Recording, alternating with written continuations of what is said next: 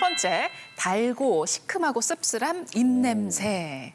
네, 달고 시큼하고 씁쓸한 입냄새 이 세 가지는 서로 다른 세 가지 질병을 암시할 수 있는 냄새라고 보시면 되는데 쉽게 외우실 때 달면 당뇨, 시큼하면 식도, 씁쓸하면 쓸개 이렇게 외우시면 좋습니다. 하나씩 설명을 좀 드릴 텐데요. 우리가 달콤한 과일 향, 아세톤처럼 이렇게 싸한 냄새라고도 하는데 당뇨성 케통병증의 냄새입니다. 응급 상황이에요. 이게 인슐린이 없어서 당 대신에 케톤을 분해하면서 나타나는 냄새인데 잘못 방치하면은 의식이 소실되거나 사망까지 갈 수 있기 때문에 보호자분들이 당뇨 위험하신 분들은 잘 봐주셔야 됩니다.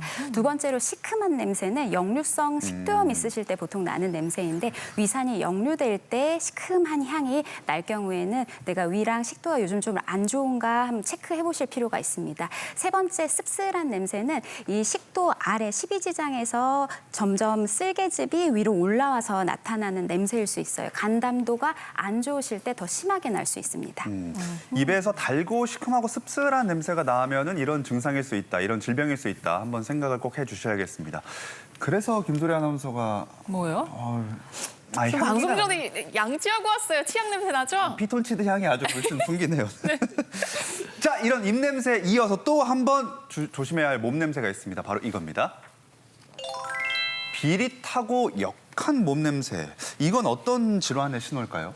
네, 비릿하고 역한 냄새 같은 경우에는 간이나 신장이 안 좋을 경우에 이런 냄새가 날 수 있습니다. 특히 달걀이 상한 것 같은 약간 마늘의 쿰쿰한 냄새 같은 것들은 대표적으로 우리가 간이 많이 안 좋으신 분들한테 나는데요. 의학 용어로 간 부전 냄새라고도 하고요. 예전에 고대 로마 시대에는 이 냄새를 죽음의 숨결이라고 할 정도로 말기 간질환 환자분들한테서 독특하게 나는 냄새 중에 하나입니다. 간에서 해독작용이 잘 안 되면서 체내에 채취가 쌓여서 나는 냄새이고요.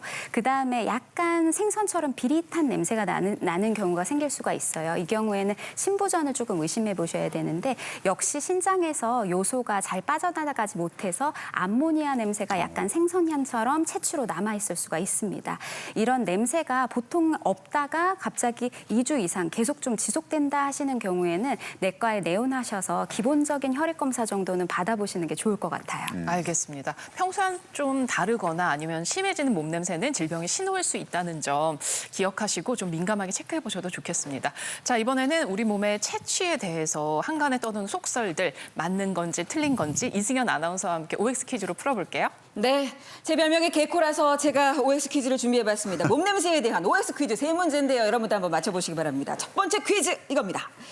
자, 마늘, 양파, 고기, 달걀을 많이 먹으면 취치가 심해질까요? 와, 그래서 저희 남편이 이런 걸까요? 정답이 궁금합니다, 교수님. 정답이 정답이 맞구나. 맞습니다. 맞아요? 네, 저도 사실 아주 좋아하는 음식이라서 저희 배우자가 저한테 매번 하는 이야기인데요. 네. 냄새 난다고요? 네. 선생님. 마늘과 양파는 아시는 것처럼 알리신이라고 약간 매콤한 맛의 성분이 있게 되는데 이게 대사가 되면서 알릴 메틸 설파이드라고 하는 이제 대사로 분해가 되게 되는데 이게 분해되지 않고 돌아다니다가 냄새가 나거나 또는 몸으로 이렇게 발산이 되면서 갑자기 강한 이제 채취나 구취를 만들 수 있다고 되어 있고요. 또 하나 고기나 달걀 같은 경우는 단백질이나 지방이 많기 때문에 이게 역시 마찬가지로 땀샘으로 분비가 되게 되는데요. 우리 땀은 원래 냄새가 나지 않습니다만 피부에 있는 세균과 지방 단백질이 만나면서 세균이 분해되면서 냄새가 날 수 있기 때문에 저런 음식 드실 때는 좀 이렇게 좀 예쁘게 샅샅이 좀 씻는 것이 좀 좋지 않을까라고 생각이 듭니다. 그러네요. 입냄새뿐만 아니라 채취까지 신경을 써야겠습니다. 계속해서 두 번째 퀴즈는 MC 두 분이 한번 맞춰보시기 네. 바랍니다. 이겁니다. 자, 냄새를 잘 못 맡으면 치매 초기다. O일까요? X일까요?